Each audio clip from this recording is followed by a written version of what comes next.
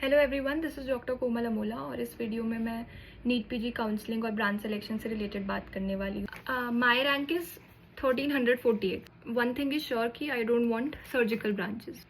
जो भी मेरे पास नॉन सर्जिकल ब्रांचेस हैं उसमें मेरे पास ऑप्शंस हैं medicine, paedia, psychiatry, derma and radio. जो मेरी अप्रोच है वो है कुछ पॉइंट्स को लेके। पहला है कि ऐसा कौन सी चीज़ है कि जो मैं अपने आप को देख सकती हूँ कि ये मैं पूरा लाइफ लॉन्ग कर सकती हूँ, इसके बेसिस।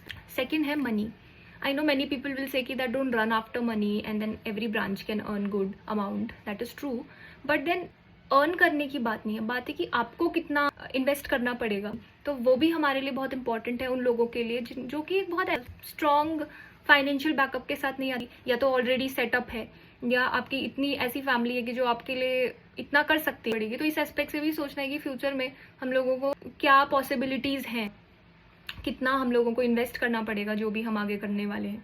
थर्ड है इमरजेंसीज। वैसे ये मेरा अपना पर्सनल है कि one thing I am sure that I don't want to do emergencies.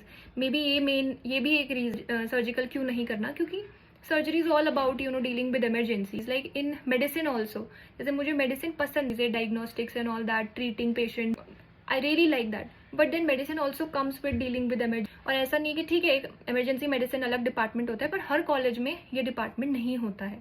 तो मेडिसिन वाले को ही वो सारी चीज़ें मैनेज करनी पड़ती हैं।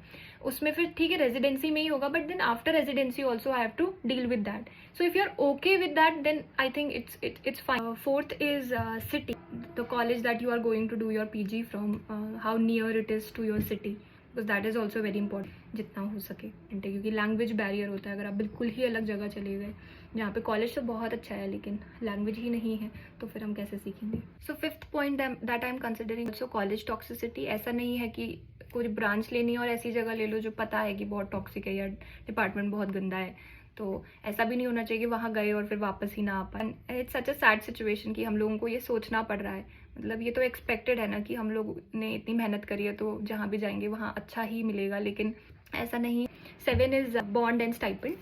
तो बॉन्ड इज़ वेरी इंपॉर्टेंट, क्योंकि जैसे मेरे केस में मेरा यूजी बॉन्ड ही 5 इयर्स का है टोटल, और उसमें से एक भी अभी पूरा नहीं हुआ है कंप्लीट, क्योंकि पीजी में भी मिनिमम 1 ईयर का बॉन्ड तो हर स्टेट में है।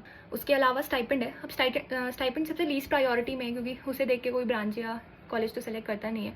इट जस्ट दैट कि अगर आपको अच्छा स्टाइपेंड मिल जाए तो बहुत अच्छी बात है। Last is DNB versus MD, and again it is related to toxicity also. Many people are choosing DNB just because they don't want to deal with that MD वाला टॉक्सिसिटी। फिर भी मैं एक ऐसी जगह से आती हूँ जहाँ पे लोगों को नहीं पता है डीएनबी क्या होता है, तो उनको एक्सप्लेन करना पड़ता है।